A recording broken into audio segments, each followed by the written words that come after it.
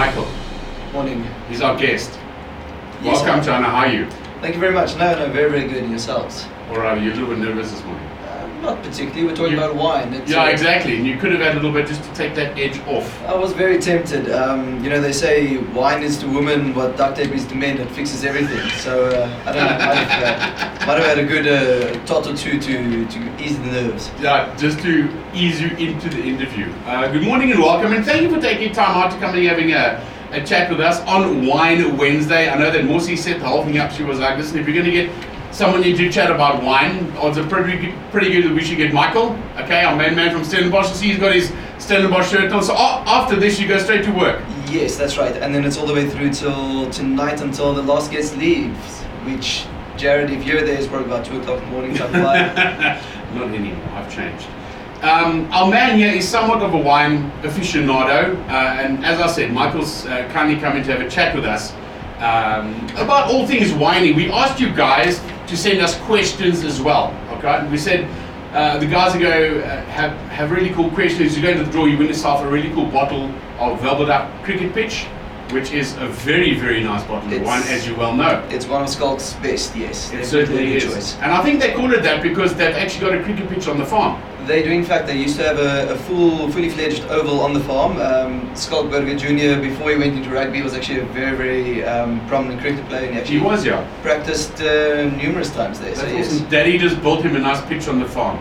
It's nice to have a wine estate, yes. It's very nice to have a wine estate. And I mean, have you seen his old man's hands? I mean, I'm 6'4", my hands are fairly big. My Skulk senior meneer. It looks like he's smuggling bananas, I tell you. It's true. His hands are like poiky pots. Exactly. Poiky pot lids. Okay, our first question from our listener, Laura, who said that she'd love to know why some wines go better with certain foods than others, and what makes it work that way. It's a bit of a complicated question, or a complicated answer rather. It's dependent on what cultivar it is, what blend it is, from which region or terroir it is. Each wine will have a different flavor profile, and that flavor profile can either complement or contrast a particular food stuff. If you're doing something that's very, very spicy, you'd go the route of maybe a Merlot, which is soft and elegant, but more smooth and easygoing. Right. If you're doing something like a let's say you're taking a rump steak, which is a rather, rather has a considerable amount of fat to it, then rather go for something spicy like a Shiraz or Syrah. That spiciness can cut through that fat.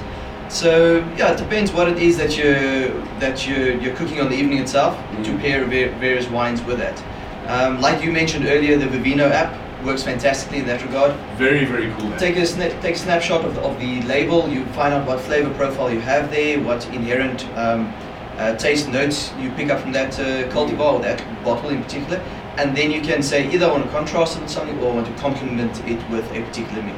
That's actually pretty cool, but I mean, it's not set in stone. Like, you don't have to have a Shiraz with a particularly, no, not at all. Kind of, I suppose if you're eating meat in general, any one of those wines could, I suppose, go along with whatever meat you're eating, whether it's a fillet. You might even want to spice it up with a bit of Shiraz if you're eating a fillet, because fillet doesn't normally have a lot of fat on it.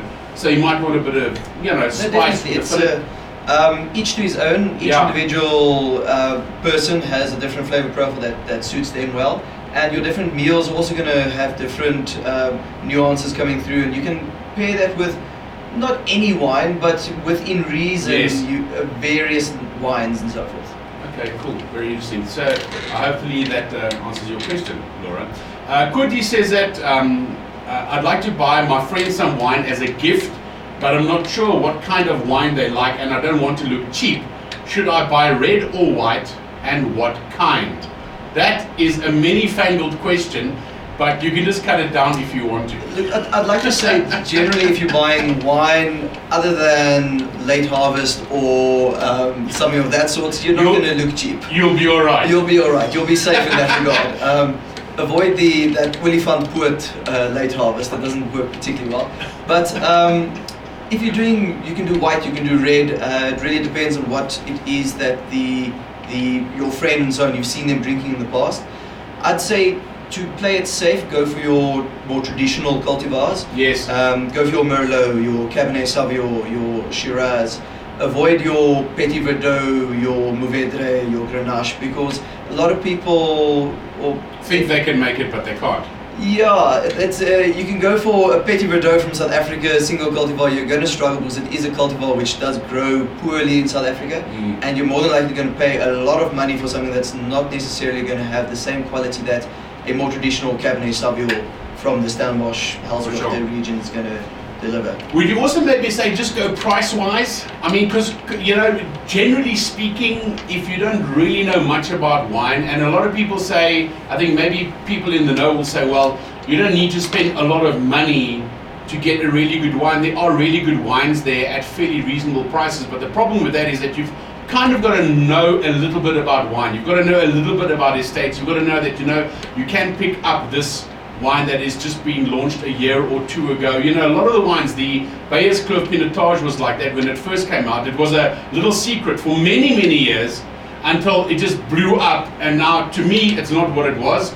Cape Hutton was another wine that came from a very small estate, and all of a sudden the prices have gone up a little bit. So, you know, there are a lot of these emerging estates that still have really good wine, but you've got to know your stuff. Naturally, a little bit of knowledge about wine and hospitality in general is going to assist you to make a good choice. You can be guided by the price, yes. To a certain extent. To a certain extent. Sure. And of course you're going to pick up a few wines at a very good price, which are going to be fantastic wines. Buy cases when that happens. Yes. But if you have a little bit of knowledge, for example, if you take, for example, Rissenvrede, John Engelbrecht, is a very, very well-known wine estate, very prominent wine estate in the South African industry. Go for one of Jean's other labels. Take, for example, Stellenbosch Reserve, which is also produced by Kuni, who is the winemaker at Rissenvrede, but it's produced at a somewhat less expensive price. You know, it's a bit more of an entry into the market wine. Yeah. So yes, you can pick up wines at a good price, which are going to be very, very good wines. But generally, you can be guided by the price as to what is going to be a good choice or not. And finally, before we get into the second part of our interview, we've got to take some tunes. The last question Kathy asks, is an older wine always better? The simple answer, no. Again, it depends what cultivar it is. Certain cultivars age better than others. Your Cabernet Sauvignons traditionally can last anything between 10 and 15 years, or can age anything between 10 and 15 years. And your Merlots you generally would drink up until 5 years. It depends on how the wines have been cellared. It depends on what the winemaking process was, whether the winemaker wanted it to be a wine that has longevity, that's going to mature for an extended period, or whether he has produced a new age, new world wine where it is drinkable from the moment that you buy it. But I found that a lot in that, you know, in the 80s, in the 70s and the 80s, a lot of people used to collect their wine because you could keep red wine for a whole lot longer than you can now. It's not really the thing to keep red wine. You know, it used to be a thing where you can keep your red wines for 10, 15, 20 years. No, definitely. In the older days. Nowadays, people kind of make really good wines to drink, and you drink them and collect. Maybe you have it on your shelf for a year or 2 or 3 tops, because wines aren't really made like that anymore. Wines are generally, they've kind of had a shift to, if you buy it, you can drink it. It's going to taste. No, definitely, you're 100% correct there. The whole process of the wine making and so forth has changed from where you had a very old world style of you would produce a wine, you'd mature it for an extended period of time, and then only it would be at its optimum. That has changed your new world wine production, especially from the South African region, is to enjoy a wine within a shorter period of time. Naturally, you're still going to pick up a 1996 Chateau Margaux from the Bordeaux region, which is right now only coming into its prime. But you can also find wines from the Bordeaux region which are drinkable like right now, and they're a 2008, 2013 vintage. Exactly. Someone asked, should red wine be chilled? And I think the answer to that is depends where you are in the world. It depends where you are. It depends what type of cultivar, what type of wine it is, what varietal. To give you a general idea, the normal approach was that no, red wine drink at room temperature. Yes, you do, but that is French room temperature. which is anything between 15 and 20 degrees. Exactly. Here in Namibia, in the heat of middle of summer, we sit at 40 degrees plus. Precies. So it's not quite going to work out the same. So yes, your wines need to be chilled when you're drinking them, your red wines. Anything between, let's say broadly, between 16 and 18 degrees. That's more or less what you're looking at. You can be very specific and say that no, Shiraz, which is from your own region, needs to be at X amount, 16 degrees. But and Bordeaux cultivar needs to be 17.5. But that's nitpicking. What I will add though is that if you are maturing your wines, if you're storing your wines, then temperature is of the utmost importance. Paramount, for sure. And that's a big problem here with us because it does get so hot here. If you're leaving and it is so dry here in the winter as well. Exactly. Bear that in mind. So you've really got to look after your wines if you want to keep them for a little while here. But that's the thing, I think, just keeping your red wine in the fridge for a little while, there's absolutely nothing wrong with that. People always say, or people that think they know, hey, this isn't food temperature. Well, if you would like it at room temperature, take it out, leave it outside for 3 hours and then drink it and see how you like it. It's not going to be the same, No. Also, why do I get funny looks when I fill my wine glass to the top? It might be that people think you're an alcoholic, but no. Red or wine in general needs to be about to where the bell of the glass is at its widest. Okay. That gives you the most or the biggest area to oxygenate it, if you wish. So that you can pick up the various flavors and so forth. Also, when you give it a swirl and the glass is full, it's not going to end well. It's going to end in your lap. Unfortunately, and red wine does have that tendency to stain somewhat. So yes, fill it to where the bell of the glass is at its widest. Right. It gives you your best flavor profile that you can pick up from the wine. Yeah. And you know what, if it means walking to the fridge 1 or 2 times extra, then that's what you do. It's good exercise. Well, it depends. I mean, if you get a big enough goblet of wine and you do fill it up to the bell, you get really nice big glasses of red wine. You really shouldn't be walking to the fridge. You get very, very big glasses of red wine. At one of our restaurants in South Africa, at Rissenfrede, we have wine glasses that take 1.2 liters. That's my kind of wine glass. Yes. What do you deem to be the biggest, like the number one biggest wine sin? Of course, besides sleeping with a lady when you've had too much wine while you're married, but the number one biggest sin when it comes to wine? Well, there are a number which kind of irk me somewhat. The one I would say is that if you're drinking your wine too warm, and then also if you're drinking your wine honestly too cold, if you're putting ice into your red wine, for example, it's something that's somewhat frowned upon. I will depending where you drinking it. If you're at home, do what you want. No, look, I will definitely add that even if you come to the restaurant, even if you come to Stellenbosch Wine Bar tasting room, if you're going to put red wine in, ice in your red wine, I'm not going to look at you oddly, because ultimately, as long as you're enjoying the wine, that's all that matters. Exactly. If you enjoy it with 2 blocks of ice or no ice, whatever the case may be, if you enjoy it, it makes me happy. It makes the wine estate happy. As long as you pay. The money's coming through the door. Exactly, but I'm sure that doesn't happen too often. No, not too often. I must say we have a wine drinking public which has, in the 5 years that I've been in Windhoek, in the 5 years that we've been operating Windhoek, with a distribution company, Namibia Wine Merchants, with Stellenbosch Wine Bar, etc., the knowledge of the wine drinking public has increased tenfold. Where previously people would say to us, it's a beer drinkers market.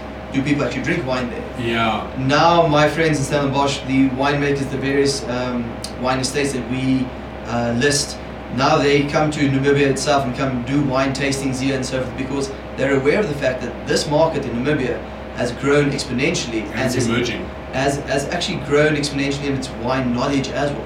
They're no longer drinking plonk, they're drinking a good bottle of wine because they enjoy it. Exactly. And life's too short to drink crappy wine. Exactly.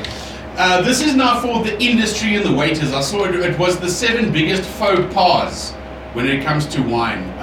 And it's just to have a bit of fun. Firstly, they say, and as I said, specifically for your industry, taking a wine order from a woman but bringing the wine to the man to taste. I can guarantee you that will not happen at your restaurant. No, certainly not. It's something that a lot of people do make that mistake.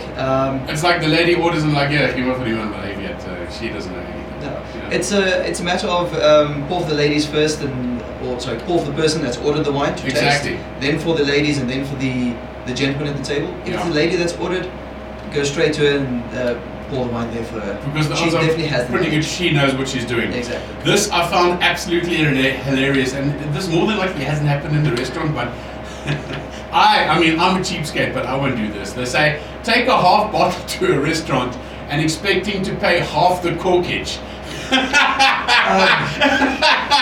I mean, Jared, really? fortunately enough, that has never happened. That's special. In any That's of the real six, special. in any of the 6 restaurants where I'm involved, I've never seen that happen. Fortunately enough.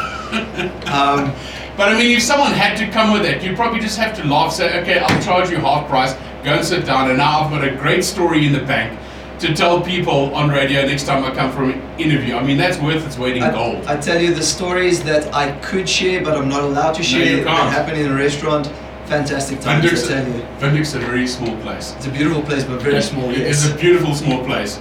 And that basically wraps our interview up this morning. I want to thank you very much for taking time out of your schedule to come and have a chat with us and Pleasure, enlighten us a little bit about the wines. It was very, very cool to have you on board, and hopefully we'll be able to speak to you soon again.